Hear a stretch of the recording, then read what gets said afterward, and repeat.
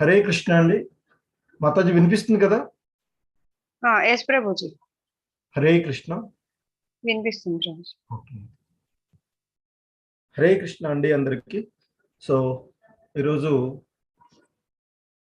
Bhagavad Gita అవగాహనము level 2 కార్యక్రమానికి ISKCON Mangaluru వారి తరఫున మీ అందరికీ స్వాగతం తెలియచేస్తూ ఉన్నాము.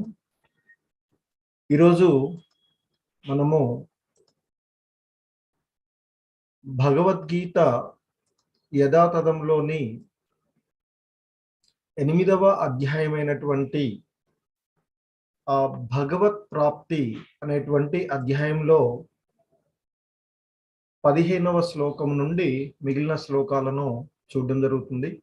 సో ఈ అధ్యాయంలో మొదటిగా అర్జునుడు కొన్ని విషయాలను తెలుసుకోవలసినటువంటి జిజ్ఞాసుడై కృష్ణ భగవానులను వారిని అడగడం జరుగుతుంది.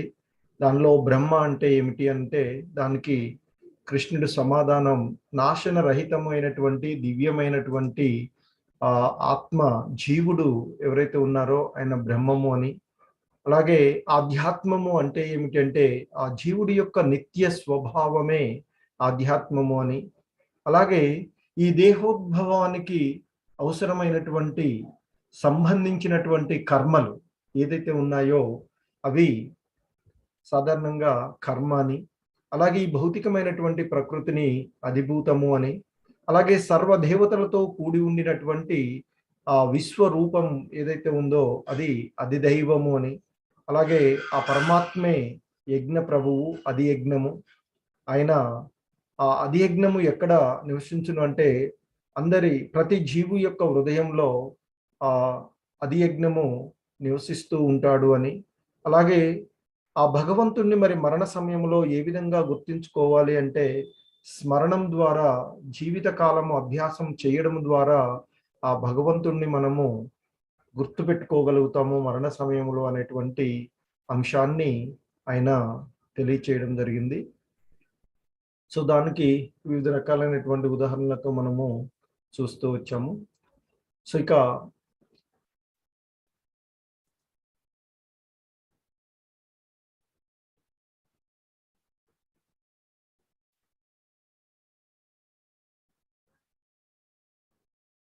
సో అంతకుముందు క్లాసులో చూసినటువంటి చివరి శ్లోకం ఆ భగవంతుణ్ణి ఎలా పొందాలి అనేటువంటి అంశంలో ఆయన చెప్తూ ఉన్నారు. ఓ అర్జున, అంటే ఓ పృథకుమార, క్రమము తప్పకుండా నన్ను నిరంతరము స్మరించేవానికి అతని స్థిరమైనటువంటి భక్తి సేవ కారణంగా నేను సులభంగా లభిస్తాను. అంటే ఆ భగవంతుణ్ణి మనము పొందడానికి కావలసినటువంటి అంశము ఏంటంటే భక్తి మార్గము. నిరంతరము కూడా ఆ భగవంతుణ్ణి స్మరిస్తూ ఉండడం ద్వారా ఆయన సులభంగా మనకి లభిస్తాను అని చెప్పడం జరిగింది. అంతవరకు గత క్లాస్లో చూడడం జరిగింది. సో ఈరోజు క్లాస్ ప్రారంభించే ముందుగా మనం ఈరోజు భగవంతుణ్ణి ఎందుకు పొందాలి అనేటువంటి మిగతా వివిధ అంశాలని చూడడం జరుగుతుంది. మొదటిగా ప్రార్థన. ఓం అజ్ఞానతిమిరాంధస్య జ్ఞానాంజన శలాకయా చక్షుర్మిలితం యేన తస్మై శ్రీ గురవే నమః. శ్రీ చైతన్య మనోభీష్టం స్థాపితం యేన భూతలే స్వయం రూపః కదా మహ్యం. హరే కృష్ణ. శ్రీ చైతన్య మనోభీష్టం స్థాపితం యేన భూతలే స్వయం రూపః కదా మహ్యం దదాతి స్వపదాంతికం. నమో ఓం విష్ణుపాదాయ కృష్ణ ప్రేష్టాయ భూతలే శ్రీమతే భక్తి వేదాంత స్వామీతి నామినే. నమస్తే సారస్వతి దేవే గౌరవాణి ప్రచారిణే నిర్విశేష శూన్యవాది పాశ్చాత్య దేశతారిణే. హే కృష్ణ కరుణా సింధో దీనబంధో జగత్పతే గోపేశ గోపికా కాంత రాధా కాంత నమోస్తుతే. తప్త కాంచన గౌరాంగీ రాధే బృందావనేశ్వరి వృషభానుసుతే దేవి ప్రణమామి హరిప్రియే. వాంఛాకల్పతరుభ్యశ్చ కృపా సింధుభ్య ఏవ చ పతితానాం పావనేభ్యో వైష్ణవేభ్యో నమో నమః. జయ శ్రీ కృష్ణ చైతన్య ప్రభు నిత్యానంద శ్రీ అద్వైత గదాధర శ్రీవాసాది గౌర భక్త బృంద. హరే కృష్ణ కృష్ణ కృష్ణ హరే హరే హరే రామ హరే రామ రామ రామ హరే హరే. హరే కృష్ణ. సో ఇక ఈరోజు ఆ 15 శ్లోకం అంటే 8వ అధ్యాయంలో ఉండేటువంటి ఆ 15వ శ్లోకం చూసినట్లయితే, మాముపేత్య పునర్జన్మ దుఃఖాలయమశాశ్వతం నాప్నువంతి మహాత్మనాః సంసిద్ధిం పరమాం గతాః అంటూ ఆ కృష్ణ భగవానుల వారు ఇంకా చెప్తూ ఉన్నారు. భక్తితో యోగులుగా ఉన్న మహాత్ములు నన్ను పొందిన తర్వాత వారు అత్యున్నత పరిపూర్ణతను పొందుతారు. కావున దుఃఖాలతో నిండి ఉన్నటువంటి ఈ తాత్కాలిక ప్రపంచానికి ఎప్పటికీ తిరిగి రారు. అంటే ఇక్కడ ఆ భక్తి యోగులైనటువంటి మహాత్ములు ఎవరైతే ఉన్నారో వారు ఆ భక్తి యోగ మార్గాన్ని అనుసరించడం ద్వారా ఆ భగవద్ధామాన్ని చేరుకున్న తర్వాత, అంటే ఆ భగవంతుణ్ణి చేరుకున్న తర్వాత వారు అత్యున్నతమైనటువంటి అంటే ఆ సంపూర్ణత్వాన్ని వారు పొందుతూ ఉన్నారు అని చెప్తున్నారు. సంపూర్ణ పరిపూర్ణత్వాన్ని వారు పొందుతూ ఉంటారు. కనుక ఇక ఈ దుఃఖాలతో నిండి ఉన్నటువంటి ఈ దుఃఖాలయమైనటువంటి ఈ అనిత్యమైనటువంటి జగత్తుకు ఎన్నడూ కూడా వారు తిరిగి రారు అంటూ చెప్తూ ఉన్నారు కృష్ణ భగవాన్. మరి ఎందుకు పొందాలి అంటే అది ఈ దుఃఖాలయం జనన మరణాలతో కూడి ఉన్నటువంటి ఈ ఏదైతే ఉందో ఈ లోకంలో ఇక మళ్ళీ ఆ భగవంతుణ్ణి పొందినటువంటి వారు తిరిగి మరలా ఈ భౌతిక ప్రపంచంలోనికి రారు అని చెప్తున్నారు. సో అందుకే ఇక్కడ ఆయన చెప్తూ ఉన్నారు, ఈ అనిత్యమగు జన్మము, అలాగే జన్మించిన తర్వాత ఏమవుతుంది, కొంతకాలం పెరిగి ముసలితనం వస్తుంది, ఆ తర్వాత వ్యాధి, ఆ తర్వాత మరణం, ఈ దుఃఖాలతో నిండి ఉన్నటువంటి ఇదంతా కూడా ఈ అనిత్యమైనటువంటి జగత్, ఈ భౌతిక ప్రపంచం ఏదైతే ఉందో ఇది జన్మము, ముసలితనము, వ్యాధి, తర్వాత మరణము అనేటువంటి దుఃఖాలతో నిండి ఉన్నటువంటిది. సో కనుక ఆ పూర్ణత్వాన్ని పొందినటువంటి అంటే ఆ కృష్ణ లోకాన్ని, ఆ దివ్య లోకాన్ని, గోలోక బృందావనం ఏదైతే ఉందో ఆ లోకాన్ని పొందినటువంటి మహాత్ముడు ఇక తిరిగి ఈ లోకానికి రాగోరడు. ఎందుకంటే అక్కడ అన్ని ఆనందమైనటువంటి వాటిని అనుభవిస్తూ ఉంటుంటాడు. ఆ భగవంతుని యొక్క సాంగత్యములో ఉండేటువంటి వాడు ఇక ఆ కృష్ణధామము ఏదైతే ఉందో అది అవ్యక్తమైనటువంటిదిగా ఉండేటువంటిది, అక్షరము అంటే నశింపు లేనటువంటిదిగా ఉండేటువంటిది, అదే ప్రతి జీవుడి యొక్క పరమగతి కనుక అని మనకి వేదాల ద్వారా, వేద వాస్మయాల ద్వారా తెలుపబడుతూ ఉన్నటువంటి అంశం. సో కాబట్టి ఎప్పుడైతే ఆ భక్తి యోగులు అంటే భక్తి మార్గంలో ఉన్నటువంటి మహాత్ములు ఎవరైతే ఉన్నారో ఆ భగవద్ధామాన్ని చేరిన తర్వాత ఆ కృష్ణుడి తోను మరియు ఆ కృష్ణుని యొక్క సహచర్యం తప్పక మనం అక్కడ అనుభవిస్తూ ఉంటుంటాం. సో కనుక అదియే అలా కలిసి ఉండడమే ప్రతి జీవుడి యొక్క వాస్తవిక అంటే సంపూర్ణత్వము అయి ఉన్నది. కనుక ఇక మళ్ళా ఈ భౌతిక లోకానికి రావడానికి అటువంటి మహాత్ములు ఇష్టపడరు అని చెప్తూ ఉన్నారు. అందుకే ఈ శ్లోకంలో ముఖ్యంగా కృష్ణ భగవానుని భక్తుల గురించి చెప్తూ ఉన్నది.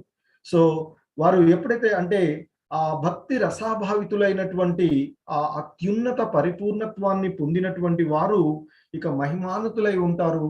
వారు ఎట్టి పరిస్థితుల్లో కూడా ఈ భౌతిక లోకానికి రారు, అంటే రావడానికి వారు కోరుకోరు, తిరిగి ఎన్నడూ కూడా రావడానికి ఇష్టపడరు అని చెప్తూ ఉన్నారు. సో ఇంకా ఆయన చెప్తూ ఉన్నారు, ఆ బ్రహ్మ భువనాలోకాః పునరావర్తినో అర్జున మాముపేత్యతు కౌంతేయ పునర్జన్మ న విద్యతే. సో ఇక్కడ ఆయన చెప్తున్నారు, ఆ బ్రహ్మ భువనాత్ అంటే ఆ బ్రహ్మలోకము వరకును గల లోక అంటే ఆ లోకాలన్నీ కూడా పునరావర్తినో అర్జున అంటూ ఉన్నారు. అంటే ఆ బ్రహ్మలోకం వరకు ఉన్నటువంటి పునరావర్తనం అంటే తిరిగి వచ్చేటువంటిది.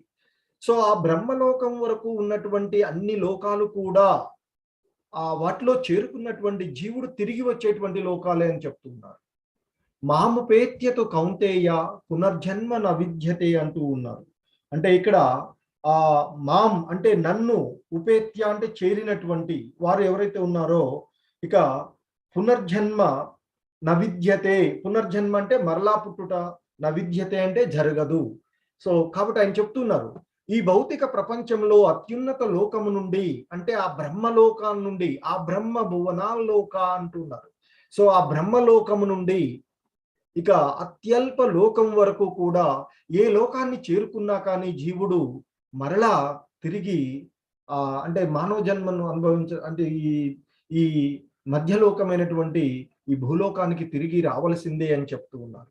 కాబట్టి అంటే అన్నీ కూడా పునరావృతమయ్యేటువంటివి, పుట్టుక మరణము జరిగేటువంటి ఆ కష్టాల ప్రదేశాలే. కానీ ఆయన చెప్తున్నారు, కానీ ఓ కుంతి కుమారుడా, ఇక్కడ అంటున్నారు మాముపేత్యతు కౌంతేయ పునర్జన్మ న విద్యతే అంటూ ఉన్నారు. అంటే కానీ ఓ కుంతి కుమారుడా, నా నివాసానికి చేరుకున్నటువంటి వాడు అంటే నా లోకాన్ని చేరుకున్నటువంటి వాడు తిరిగి జన్మనొందడు అని చెప్తూ ఉన్నారు. సో వాస్తవానికి ఇక్కడ కర్మయోగులు గాను, జ్ఞానయోగులు లేదా హఠయోగులు వంటి వారు కృష్ణుని ఆ దివ్యధామాన్ని చేరి పునరావృత్తి రహితులు కావడానికి భక్తి యోగాన్ని చేయాలి అని చెప్తూ ఉంటుంటారు. వారందరూ కూడా ఆ దేవతాలోకాలైనప్పటికీ కూడా ఇంద్రలోకం కానీ లేదా చంద్రలోకం కానీ లేదా బ్రహ్మలోకం కానీ ఇంకా ఏ లోకానికి వెళ్ళినా కానీ అవన్నీ కూడా ఆ జన్మ మృత్యులతో ప్రభావితమయ్యేటువంటివి. ఎందుకంటే బ్రహ్మ కూడా 100 సంవత్సరాలు తన యొక్క కాల ప్రమాణం ప్రకారంగా 100 సంవత్సరాలు జీవించి తర్వాత మరణించేటువంటి వాడే. సో కనుక ఏ లోకము కూడా శాశ్వతమైనది కాదు, అన్నీ కూడా పునర్జన్మలను పొందేటువంటి లోకాలే. అంటే నరక లోకం నుండి ఉన్నత 7 14 లోకాల వరకు ఏ లోకాన్ని తీసుకున్నా కానీ అన్నీ కూడా అశాశ్వతమైనటువంటివే. అంటే సృష్టించబడేవి, తిరిగి నశించేటువంటి లోకాలుగానే ఉండేవి అని చెప్తూ ఉన్నారు. సో కనుకనే ఇక వీటన్నిటికీ అతీతంగా, జనన మరణాలకు అతీతంగా ఉండేటువంటి లోకం ఏదైతే ఉందో అది ఆ భగవంతుని యొక్క లోకము. ఆ లోకాన్ని, ఆ నివాసాన్ని చేరుకున్నటువంటి వాడు మరలా ఇక ఇక ఆ ఉన్నత లోకం కృష్ణ భక్తి భావనలో కొనసాగించుకుంటూ ఉన్నత లోకాన్ని చేరుకున్నటువంటి వాడు ఇక ఈ ఆధ్యాత్మ జగత్ తిరిగి మరలా రాడు అని చెప్తారు. సో కనుక వారు ఇంకా అంటే మరలా జన్మించడము, తర్వాత మరలా అలాంటివి లేనటువంటి ఆ అంటే ప్రళయ సమయంలో కూడా స్థిరంగా ఉండేటువంటి ఆ భగవంతుని యొక్క లోకంలోనే ఉంటారు అని చెప్తూ ఉన్నారు. సో ఇంకా ఆయన చెప్తూ ఉన్నారు, ఎందుకంటే ఈ లోకాలలో ఏది కూడా శాశ్వతం కాదు అని చెప్తున్నారు కదా. సో కాబట్టి అందుకనే ఆ బ్రహ్మలోకంలో గురించి కూడా చెప్తూ ఉన్నారు. ఇక్కడ 1000 చతుర్యుగాల కాలము ఆ బ్రహ్మదేవుడికి ఒక పగలు అవుతుంది. అంటే కల్పము అంటారు. చతుర్యుగాలు అని తెలుసుగా మనకి ఉండేటువంటి కలియుగము, ద్వాపర యుగము, త్రేతాయుగము, సత్యయుగము అనేటువంటి 4 కలిపి చతుర్యుగాలు.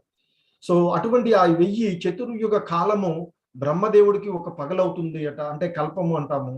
అలాగే మరియు ఆయన యొక్క ఒక రాత్రి కూడా అంతే సమయాన్ని కలిగి ఉంటుంది అని చెప్తారు. అంటే మన మానవ పరిగణం తీసుకున్నట్లయితే మన మానవ పరిగణంను అనుసరించి ఇక్కడ ఆ 1000 యుగాల కాలము బ్రహ్మదేవునికి ఒక పగలు కాలము అవుతుంది అని చెప్తారు.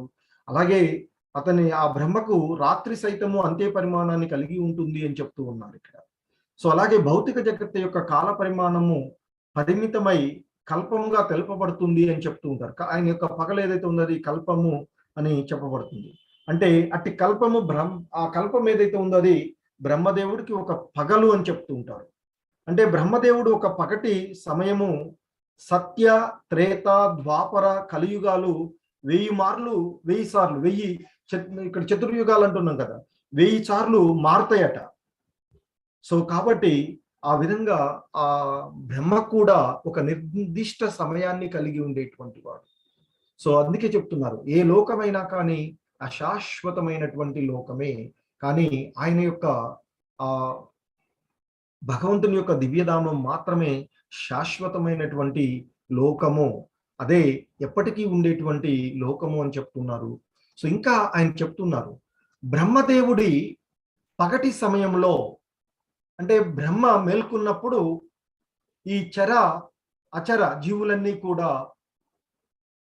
అవ్యక్త ప్రకృతి నుంచి కలుగుతూ ఉంటాయి అని చెప్తూ ఉంటారు. మళ్ళీ రాత్రి రావడంతోనే అవ్యక్తము అనబడేటువంటి ప్రకృతిలో కలిసిపోతాయి అని చెప్తున్నారు. సో అంటే వ్యక్తం అవడము అవ్యక్తం అవడము జరుగుతూ ఉంటుంది. అంటే అతని యొక్క పగటి సమయంలో అన్ని కూడా వ్యక్తం అవడము, అతని యొక్క రాత్రి సమయం రాగానే ఇవన్నీ కూడా మరలా అవ్యక్త రూపంలోకి అంటే కలిసిపోవడం, ఆ అవ్యక్తంలో కలిసిపోవడం, అవ్యక్త ప్రకృతిలో కలిసిపోవడము జరుగుతూ ఉంటుంది అని తెలియచేస్తూ ఉన్నారు. అంటే బ్రహ్మదేవుడు పగటి సమయం ప్రారంభం కాగానే జీవులందరూ కూడా వ్యక్త స్థితికి వస్తారు అని అర్థం ఇక్కడ. అవ్యక్త ప్రకృతి నుంచి వస్తాయి అంటే బయటకు వచ్చేస్తున్నాయి. సో వ్యక్తం చెందుతాయి. అలాగే పిదప మళ్ళీ రాత్రి ప్రారంభం కాగానే తిరిగి మరలా అవ్యక్తంలో లీనమవుతాయి అని తెలియచేస్తూ ఉన్నారు ఇక్కడ. సో ఇంకా చెప్తూ ఉన్నారు, భూతగ్రామ స ఏవాయం భూత్వా భూత్వా ప్రలీయతే రాత్ర్యాఘ్యమే వశపార్త ప్రభవత్య హరగమే. భూతగ్రామ అంటే జీవుల సముదాయం అంతా కూడా ఇక్కడ స ఏవాయం ఈ విధంగా ఇంతకుముందు చెప్పాం కదా, పగటి సమయం రాగానే ఉనికిలోకి రావడము, రాత్రి రాగానే పోవడము అన్నట్లు. సో కాబట్టి ఆయన చెప్తున్నారు ఆ భూత్వా భూత్వా అంటే మరలా ప్రళీయతే అంటే నశించిపోవడం జరుగుతూ ఉంటుంది. సో అలాగే రాత్ర్యాఘమే అంటే రాత్రి అర్ధించగానే అవశః అంటే అప్రయత్నంగా అవి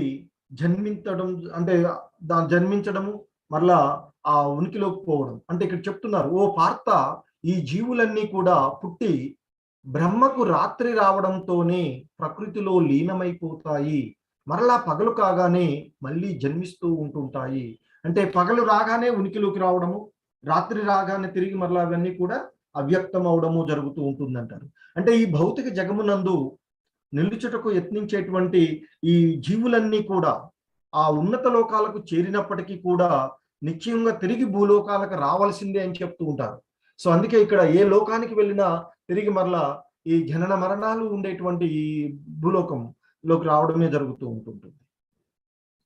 కాబట్టి ఈ జీవులందరూ కూడా బ్రహ్మ యొక్క పగటి సమయమున భౌతిక జగత్తులో ఉండేటువంటి ఆ ఊర్ధ్వ మరియు అధలోకాలకు తమ కార్యాలను తాము చేసుకున్నటువంటి కర్మల ప్రకారంగా ఊర్ధ్వలోకాలకు కానీ లేదా అధలోకాలకు కానీ చేరుకోవడము, ఆ తర్వాత మరలా ఆయన రాత్రి రాగానే నశించిపోవడము జరుగుతూ ఉంటుంది అని చెప్తూ ఉంటారు. అంటే ఇక్కడ రాత్రి సమయమున ఎటువంటి దేహం లేకుండా ఆ విష్ణువు యొక్క దేహం అందే నిలిచి ఉండడం జరుగుతుంది. ఆ భగవంతుడే విశ్వమంతా వ్యాపించి ఉన్నటువంటి ఆ భగవంతునిలోనే లీనమై ఉండడము జరుగుతూ ఉంటుంది అని చెప్తారు.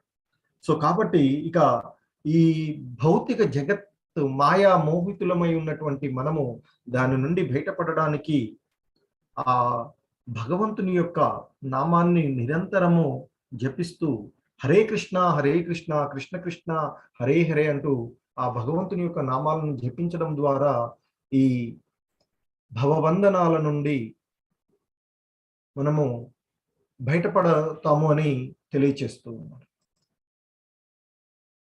సో ఇది ఇక్కడ మనము బ్రహ్మ యొక్క పగటి సమయము, అలాగే ఆ పగటి సమయంలో ఈ సృష్టి అంతా కూడా ఉనికిలోకి వస్తూ ఉంటుంది అని చెప్తారు. ఎప్పుడైతే రాత్రి సమయం వస్తుందో అంతా కూడా ఆ భగవంతుని యొక్క మహాతత్వం ఏదైతే ఉందో అందులో లీనమై ఎటువంటి దేహాన్ని పొందకుండా ఆ భగవంతునిలోనే ఉండిపోవడం జరుగుతూ ఉంటుంది అని చెప్తారు. సో ఈ విధంగా ఆయన యొక్క బ్రహ్మ, మనం ఈ వేద శాస్త్రాల ప్రకారంగా బ్రహ్మ యొక్క కాలాన్ని మనం లెక్కగట్టినట్లయితే సాధారణంగా మనం ఇంత తెలిసినటువంటి కలియుగము 4,32,000 సంవత్సరాలు ఉంటుంది. అంటే 432,000 సంవత్సరాలుగా ఉంది అని చెప్తుంటాం. అలాగే ద్వాపర యుగం దానికి 2 రెట్లు అంటే 864,000 సంవత్సరాలు ఉంటుంది. అలాగే త్రేతాయుగం 1,296,000 సంవత్సరాలు ఉంటుంది. అలాగే సత్యయుగము కలియుగానికి 4 రెట్లు ఉంటే 1,728,000 సంవత్సరాలు ఇక్కడ దీంట్లో ఉంటుంది అని చెప్తుంటారు. సో కాబట్టి ఈ విధంగా ఉండేటువంటి ఇవన్నీ కలిపినట్లయితే ఒక మహాయుగము అంటాం. సో అది దీనికి సమానం అవుతుంది. అంటే 43,20,000 సంవత్సరాలకు సమానం అవుతుంది. సో ఇటువంటివి 1000 మహాయుగాలు ఆ బ్రహ్మదేవుడి యొక్క ఒక పగలు. అలాగే కల్పం అంటే ఆ బ్రహ్మ యొక్క పగటి సమయం. కల్పాంతము కల్పారంభం అంటాము కదా. సో కల్పము ఒక కల్పంలో ఆ బ్రహ్మదేవుడి యొక్క పగటి సమయం. సో ఇది ఆ సంవత్సరం. సో అలాగే అతని అదే సమయం రాత్రి కూడా ఉంటుంది అని చెప్తాము. ఈ సమస్త విశ్వం యొక్క వ్యవధి బ్రహ్మ జీవిత కాలమైనటువంటి 100 సంవత్సరాలు. అంటే 311 ట్రిలియన్ 40 బిలియన్ల సంవత్సరాలు ఈ సృష్టి ఉంటుంది అని చెప్తుంటారు. అంటే అతని యొక్క 100 సంవత్సరాల కాలము ఈ విధంగా ఉంటుంది అని తెలియచేస్తూ ఉంటుంటారు.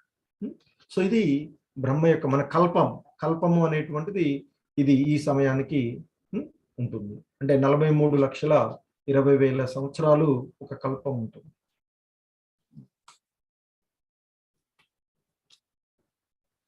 సో ఇంకా ఆయన చెప్తూ ఉన్నారు, పరస్తస్మాత్ భావోన్యోహ వ్యక్తో వ్యక్తాత్ సనాతనః య సర్వేషు భూతేషు నశ్యత్సు న వినశ్యతి. సో ఇంకా ఆయన చెప్తున్నారు, ఈ అవ్యక్త ప్రకృతి అతీతమై, ప్రకృతికి అతీతమై అగోచరము శాశ్వతము అయిన పరబ్రహ్మతత్వము సమస్త భూతాలు నశించినా అది నశించదు అని చెప్తున్నారు. అంటే ఆ భగవంతుడి యొక్క దివ్యధామం ఏదైతే ఉందో అది ఈ ఈ ప్రకృతి ఇవన్నీ కూడా నశించినప్పటికీ కూడా వ్యక్తములయ్యేటువంటి ఈ భౌతిక ప్రకృతి కన్నను కూడా పరమైనటువంటిది మరియు శాశ్వతమైనటువంటిది అవ్యక్త ప్రకృతి ఉంది అని చెప్తారు. అదే ఆ భగవంతుడి యొక్క పరమ ఉత్కృష్టమైన మరియు నాశన రహితమైనటువంటి జగత్తు అని చెప్తారు. ఈ జగమునందు సమస్తము నశించిన కానీ ఆ భగవంతుని యొక్క ధామం ఏదైతే ఉందో అది యథాతథంగా నిలిచి ఉంటుంది అని చెప్తారు. అదే ఆ గోలోక బృందావనము, ఆ కృష్ణ లోకము. సో అంటే శ్రీకృష్ణుడి యొక్క ఉత్కృష్టమైనటువంటి అంతరింగ శక్తి దివ్యమును శాశ్వతమై ఉన్నది అని చెప్తారు. బ్రహ్మదేవుడి పగటి సమయము వ్యక్తమై రాత్రి నందు నశించేటువంటి భౌతిక ప్రకృతి యందు మార్పులు కలుగుతూ ఉన్నా కానీ ఆ కృష్ణుడి యొక్క లోకం ఏదైతే ఉందో అది ఎప్పటికీ కూడా శాశ్వతంగా ఉంటుంది అని తెలియచేస్తూ ఉన్నారు. సో ఇంకా ఆ దివ్యధామాన్ని గురించి ఇంకా వివరిస్తూ ఉన్నారు. అవ్యక్తోక్షర ఇత్యుక్త తం అహు పరమాం గతిం యం ప్రాప్య న నివర్తంతే తద్ధామ పరమం మమ. సో ఇంకా ఆయన చెప్తూ ఉన్నారు ఇక్కడ అవ్యక్త అంటే వ్యక్తము కానిది, అలాగే అక్షర అంటే నాశనము లేనటువంటిది, ఇది అంటే ఇతి అంటే ఈ విధంగా ఉక్త చెప్పబడినటువంటిది అని చెప్తున్నారు. సో దానిని అంటే ఇక్కడ ఆహు అంటే తెలియజేయబడినటువంటి, పరమాగతిం అంటే తుది గమ్యము, మన జీవుడి యొక్క తుది గమ్యం అయినటువంటి అది. సో అటువంటి ఇక్కడ చెప్తూ ఉన్నటువంటిది ఏంటంటే, ఇక్కడ మనకు చెప్తున్నారు ఆ భగవంతుడి యొక్క దివ్యధామము, ఆ దివ్య నివాసము ఏదైతే ఉందో దానిని ఆ వేదాంతులు చెప్తూ ఉన్నారు. అది అవ్యక్తము అనేటువంటి అంటే వ్యక్తము కానిది, అలాగే అక్షరం అంటే నశింపు లేనటువంటిది అని చెప్తూ ఉన్నారు. అలాగే ఇది ఆ జీవుడి యొక్క పరమగమ్యం, పరమాంగతిం అని చెప్తున్నారు. పరమగమ్యం, జీవుడు అక్కడికి చేరుకున్న తర్వాత ఇక తిరిగి రాడు అని చెప్తున్నారు. అది ఏదైతే ఉందో అటువంటి రాకుండా ఉంటాడో అటువంటి ఆ ధామమే నా యొక్క సర్వోన్నత నివాసము అని ఆ భగవంతుడే చెప్తూ ఉన్నారంటే, ఇక్కడ ఆ దేవదేవుడైనటువంటి శ్రీకృష్ణ భగవానుల వారు ఆయన యొక్క దివ్యధామాన్ని గురించి చెప్తూ ఉన్నారు. ఆ దివ్యధామం ఏ విధంగా ఉంటుంది అంటే అది సర్వ కోరికలను ఈడేర్చేటువంటిదిగా ఉంటుంది అని చెప్తారు. అంటే అక్కడ దాన్ని ఇంకా చెప్పాలంటే మనము చింతామణి ధామంగా బ్రహ్మ సంహిత యందు చెప్పబడుతూ ఉంటుంది. దాన్ని ఆ గోలోక బృందావనం ఏదైతే ఉందో చింతామణిగా చెప్తూ ఉంటారు. అంటే అన్ని కోరికలను, సర్వ కోరికలను నెరవేర్చేటువంటి ధామంగా ఆ భగవంతుని యొక్క ధామము చెప్పబడుతుంది. అంటే అక్కడ ఏది కోరుకుంటే అది లభిస్తూ ఉంటుంది అని చెప్తూ ఉంటుంటారు. సో అక్కడ మనకి ఆ ఏది కావాలంటే అది ఇచ్చేటువంటి కల్ప వృక్షాలు ఉంటాయి అని చెప్తారు. అలాగే అక్షయంగా పాలను ఇచ్చేటువంటి సురభి గోవులు అక్కడ ఉంటాయి అని చెప్తుంటారు. ఇక ఆ ధామంలో శ్రీ కృష్ణుడు లక్షలాది కొలది లక్ష్ములతో, లక్ష్మీ మాతలతో ఆ భగవంతుడు అక్కడ ఉంటారు అని చెప్తూ ఉంటారు. అదే కారణమైనటువంటి ప్రదేశము అని చెప్తూ ఉంటుంటారు. సో అటువంటి ఆ దివ్యధామాన్ని గురించి ఇంకా ఆ కృష్ణ భగవానుల వారు మనకి ఇక్కడ తెలియచేస్తూ ఉన్నారు. సో ఇక ఆధ్యాత్మిక ప్రపంచం ఏదైతే ఉందో ఆ ప్రపంచం గురించి చెప్తూ ఆయన చెప్తున్నారు ఇక్కడ. అంటే మనం అర్థం చేసుకోవాల్సినటువంటిది ఆ ధామం ఏదైతే ఉన్నది ప్రతి పదం కూడా పాటయేగా ఉంటుంది, ప్రతి అడుగు కూడా నృత్యంగా ఉండేటువంటి ధామము ఆ భగవంతుని యొక్క ధామము అని చెప్తున్నారు, ఆ గోలోక బృందావనం. అలాగే ఇంకా మనం ఉండేటువంటి భౌతికమైనటువంటి ప్రపంచం తీసుకున్నట్లయితే ఇక్కడ ప్రతి అడుగు కూడా ప్రమాదకరమే, అలాగే ప్రతి పనులో కూడా మనకి బాధలను కలగజేసేటువంటిది అని చెప్తాను. సో అలాగే ఆ భగవంతుని యొక్క ధామానికి, ఆ భగవంతునికి ఎటువంటి భేదము లేదు అని చెప్తుంటారు. ఆ గోలోక బృందావనము ఆ భగవంతుడి యొక్క ప్రతిరూపంగానే చెప్పబడుతూ ఉంటుంది. సో ఆయన అలాగే మనం ఉండేటువంటి ఈ లోకాన్ని చూసుకున్నట్లయితే ఇది మనకి దుఃఖాలయము, అశాశ్వతమైనటువంటిది. ఇక అలాగే ఆ ఆధ్యాత్మిక ప్రపంచం యొక్క స్వభావాన్ని చూసినట్లయితే అది శాశ్వతమైనటువంటిది. అంటే ఒకప్పుడు సృష్టించబడి మరొకప్పుడు అవ్యక్తమయ్యేటువంటిది కాదు, ఎప్పుడు కూడా ఉండేటువంటిది. అంటే అవ్యక్త రూపంలోని ఎప్పటికీ కూడా ఉండేటువంటిది. అక్కడికి చేరుకున్న తర్వాత ఇక ఆడ ఎటువంటి తప్పులు లేనటువంటి ప్రదేశం, అది అవ్యక్తంగా ఉండేటువంటి అపరిమితమైనటువంటి ఆనందాన్ని ఇచ్చేటువంటిది, అలాగే అన్ని కోరికలను నెరవేర్చేటువంటిదిగా ఉంటుంది, ఆకర్షణీయమైనటువంటిది, ప్రత్యేక శ్రేష్టమైనటువంటిది, అత్యున్నతమైనటువంటి లోకము. ఒకసారి ఆ లోకాన్ని చేరిన తర్వాత మళ్ళా తిరిగి రావాలి అని అనిపించినటువంటి ధామము ఆ భగవంతుని యొక్క ధామము అని చెప్తూ ఉంటారు. సో ఇంకా ఆయన చెప్తూ ఉన్నారు, ఓ అర్జున, సమస్త భూతాలను తనలో ఇముడ్చుకొని సకల లోకాలలో వ్యాపించి ఉన్న పరమాత్మను అచంచలమైన భక్తి వల్లనే పొందవచ్చు అని చెప్తున్నారు. సో అంటే ఇక్కడ ఆ సర్వుల కన్నా అధికుడైనటువంటి, అందరికంటే కూడా అధికుడైనటువంటి ఆ దేవాది దేవుణ్ణి అనన్యమైనటువంటి భక్తి చేత మాత్రమే అతన్ని పొందవచ్చు అని చెప్తూ ఉన్నారు. అతడు తన ధామమునందు నిలిచియున్నను సర్వవ్యాప్తమై ఉంటాడు అని చెప్తున్నాడు. అతని యందే ఈ సమస్తము కూడా స్థితిని కలిగి ఉంటుంది అని చెప్తారు. అంటే ఇక్కడ మన యొక్క పరమగమ్య స్థానము ఏదైతే ఉన్నది ఆ పరమ పురుషుడైనటువంటి శ్రీకృష్ణ భగవానుల వారి యొక్క ధామమే అనేటువంటి విషయాన్ని ఇక్కడ మనకి చాలా స్పష్టంగా తెలియచేస్తూ ఉన్నారు. సో అలాగే ఇంకా ఆయన ఈ విషయాల్లో అంటే ఈ సృష్టి నుండి, అంటే మనం ఈ భౌతిక లోకాల నుండి బయటపడితే మార్గాలను, ఏ ఏ సమయాలలో బయటకు వెళ్తే, అంటే దేహాన్ని వదిలివేస్తే ఏ లోకాలకు వెళ్తాము, ఎప్పుడు ఏ విధంగా చేరుతాము అనేటువంటి విషయాన్ని ఆయన మనకి తెలియచేస్తూ ఉన్నారు. యత్ర కాలే త్వనావృత్తిమావృత్తిం చైవ యోగినః ప్రయాతా యాంతి తం కాలం వక్ష్యామి భరతర్షభ.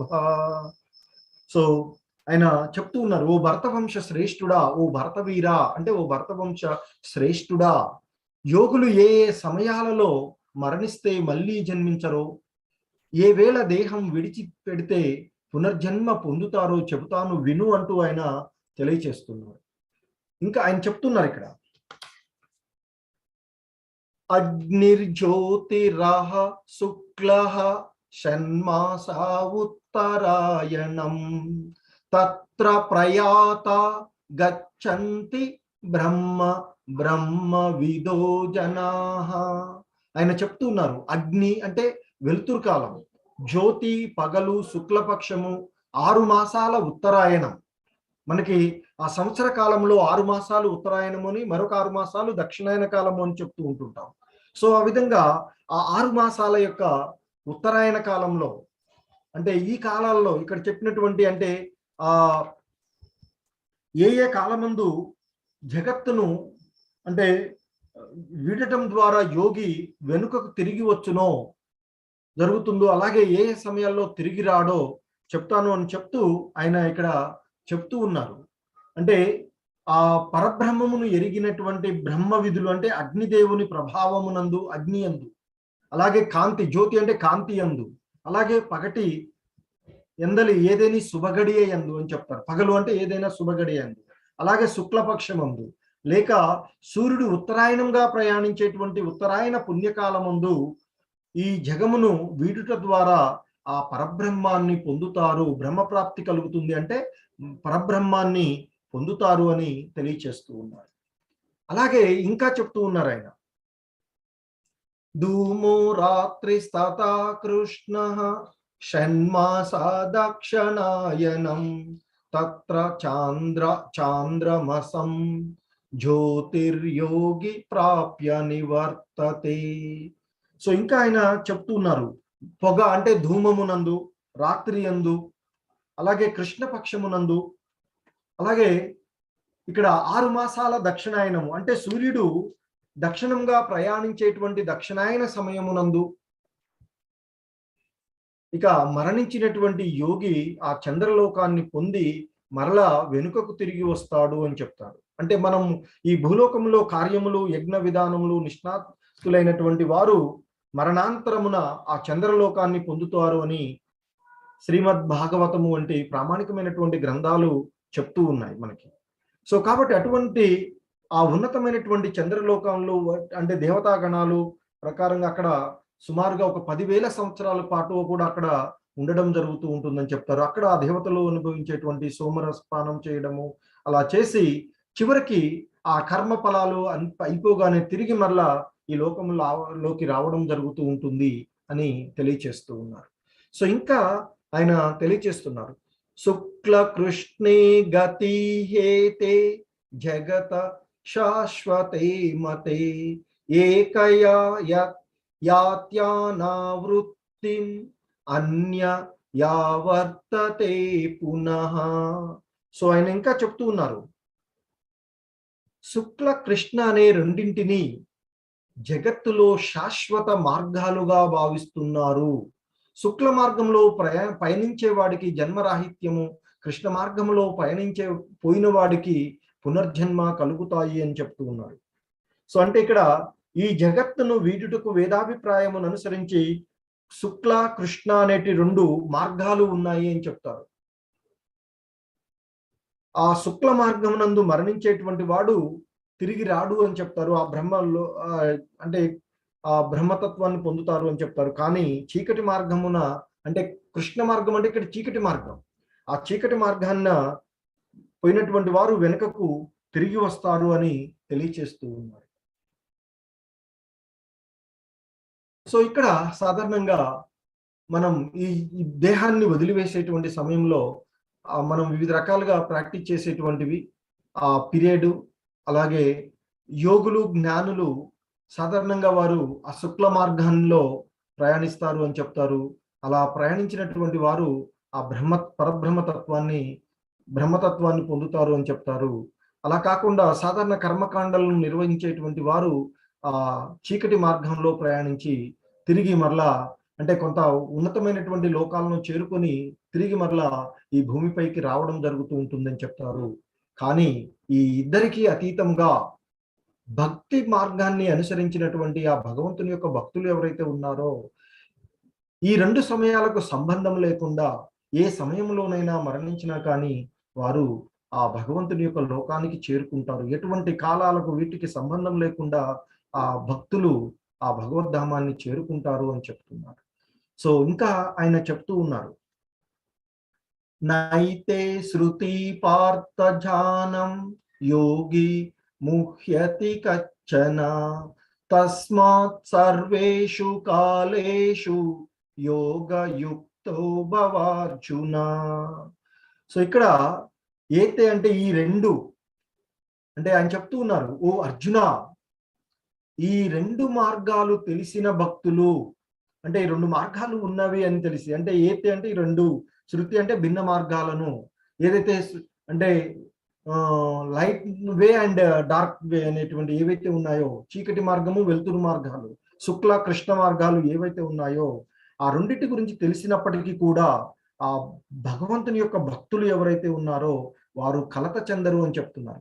ఈ రెండు మార్గాలు తెలిసిన భక్తులు ఎప్పుడు కూడా కలవరపడరు. అందువల్ల నీవు ఎప్పుడూ భక్తి యందు స్థిరపడు, నీవు భక్తి మార్గాన్ని అనుసరించవయ్యా అర్జున అంటూ తెలియచేస్తూ ఉన్నారు.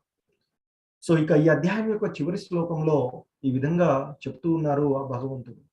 వేదేషు యజ్ఞేషు తపశ్చైవ దానేషు యత్ పుణ్య ఫలం ప్రదిష్టం అత్యేతి తత్ సర్వమిదం విదిత్వా యోగి పరం స్థానముపైతి చాధ్యం.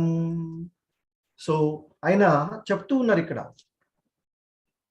భక్తి సేవా మార్గాన్ని అంగీకరించి చెప్పారు కదా, ఆ భక్తులు, నా భక్తులు ఎవరైతే ఉన్నారో ఆ భక్తులు ఈ రెండు మార్గాలు గురించి తెలిసినప్పటికీ కూడా, ఈ రెండు భిన్న మార్గాలు తెలిసినప్పటికీ కూడా వారు ఎటువంటి కలత చెందరు అర్జున.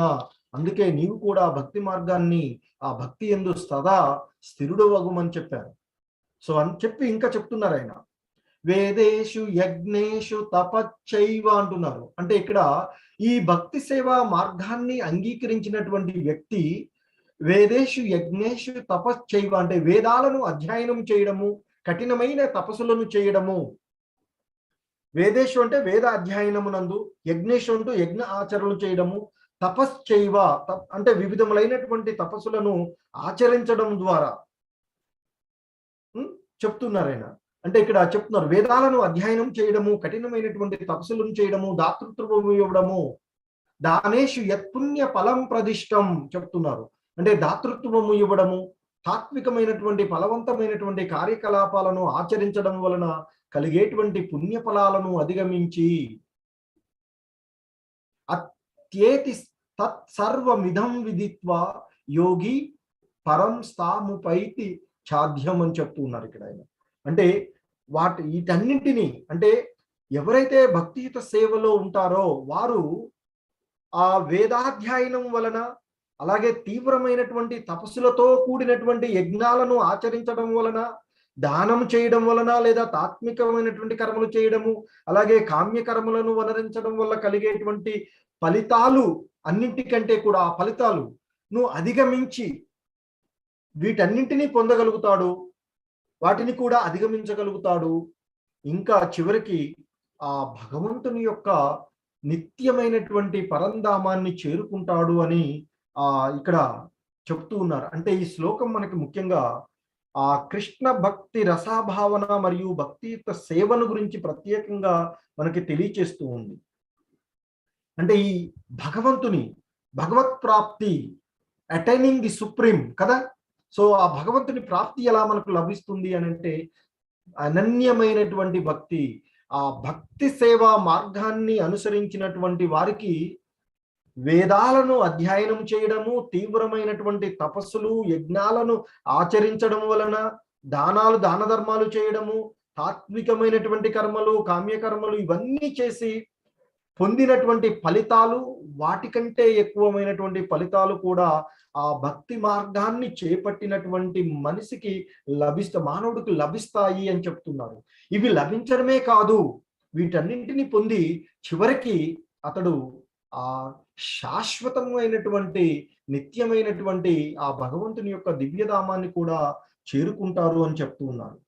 సో ఆ 7వ అధ్యాయము మరియు ఈ అధ్యాయము రెండు కూడా శ్రీకృష్ణ భగవానుడు మనకి వసిగినటువంటి ఆ ఉపదేశాలన్నీ కూడా ప్రతి ఒక్కరు కూడా యథార్థంగా అర్థం చేసుకోవాలి అని చెప్తూ ఉన్నారు. సో దాన్ని అర్థం చేసుకున్నటువంటి వారు మనం ఈ భగవద్గీతను అవగాహనము చేసుకోగలుగుతాము. సో కాబట్టి దాన్ని, ఆ భగవద్గీత మనకు అవగాహన అవ్వడానికి మనం చేయవలసినటువంటిది ఈ కలియుగంలో మనకి కలియుగ ధర్మంగా ఉన్నటువంటి అంశము ఆ భగవంతుని యొక్క నామస్మరణం, ఆ భగవంతుని నామాన్ని నిరంతరము జపించడము, అదే హరే కృష్ణ కృష్ణ కృష్ణ హరే హరే, హరే రామ రామ రామ హరే హరే అంటూ ఆ భగవంతుని నామాన్ని నిరంతరము జపించడం ద్వారా మనము ఆ భగవంతుణ్ణి భక్తి మార్గంలో నిశ్చయమై ఉండి ఆ భగవంతుని యొక్క